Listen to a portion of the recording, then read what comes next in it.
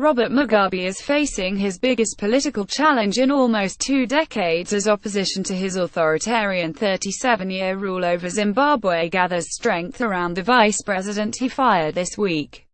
Mugabe sacked his longtime ally Emmerson Mnangagwa on Monday for showing traits of disloyalty, abruptly removing a favorite to succeed the 93-year-old leader and boosting the likelihood of Grace Mugabe, the First Lady, becoming his next deputy and potential successor.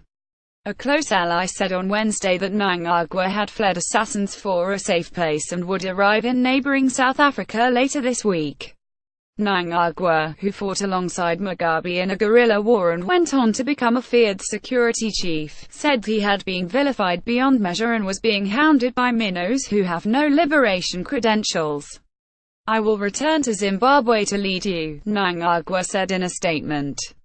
Chris Musvangwa, the chair of Zimbabwe's Association of War Veterans, told reporters in Johannesburg that Mnangagwa, 75, would lead a campaign to restore democracy in the former British colony. The war veterans, former combatants in the wars of the 1970s, have been a key support base for Mugabe. Analysts said the threat to the president and those close to him was unprecedented because it came from within the ruling ZANU-PF party. Mugabe has faced challenges from outside before, but never an internal challenge. This time it is the machinery that has kept him in power that is now shuddering, said Piers Pigu, an analyst with the International Crisis Group in Johannesburg.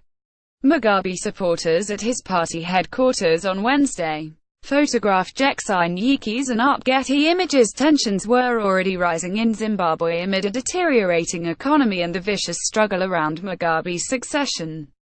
The sacking of Mnangagwa appears to have settled that contest in favor of the First Lady, who is 52. Grace Mugabe is far from a popular figure in Zimbabwe.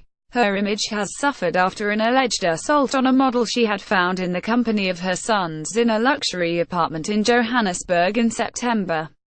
Granted diplomatic immunity after the incident, Grace Mugabe was allowed to leave South Africa despite a police inquiry. She denies any wrongdoing. Reports of extravagant purchases, including property in South Africa and a Rolls-Royce, have also angered many Zimbabweans.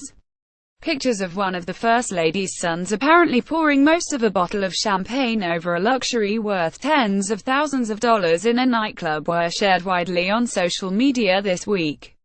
Musvangwa, the head of the War Veterans Group, said Grace Mugabe was a mad woman who had won power through a coup by marriage certificate. She is a psychotic case. Now she has obliged her senile and doting husband to leave power to her. The whole nation is outraged, he said. Zimbabwe's fired Vice President Emmerson Mnangagwa in Harare on the 1st of November. Photographs Tsvangirai Mukwaji. Until recently, Mnangagwa was tipped as Mugabe's likely successor, partly because of his support within the country's security establishment and among veterans of Zimbabwe's 1970s guerrilla war. Despite his alleged involvement in atrocities in the 1980s, Mnangagwa was also the preferred candidate of much of the international community, where he was seen as most likely to guarantee a stable transition and implement economic reforms. Some observers doubt the extent of support for the former vice president, who is hated in parts of the country. But there is deep discontent, and a protest is planned later this month to demonstrate the strength of support for Mnangagwa, his allies say. Musvangwa ruled out trying to remove Mugabe by force and said war veterans would form a broad front with the opposition in elections next year. "We don't want to abuse the military to resolve a political problem. We don't want them to become the arbiter of political power," he said. The feud between Mnangagwa and Grace Mugabe has been bitter in public. Last month, the First Lady, who leads the Women's League of ZANU-PF, publicly denied she was behind an alleged attempted poisoning of her rival. Political activists in Zimbabwe say they hope the firing of Mnangagwa will unite a fractured opposition, while splitting ZANU-PF. The party is holding a special congress set for mid-December, and elections are due next year. The Movement for Democratic Change (MDC) came close to winning power in 2000 and 2002, and won an election in 2008. ZANU won a poll in 2013 that was marred by allegations of widespread rigging.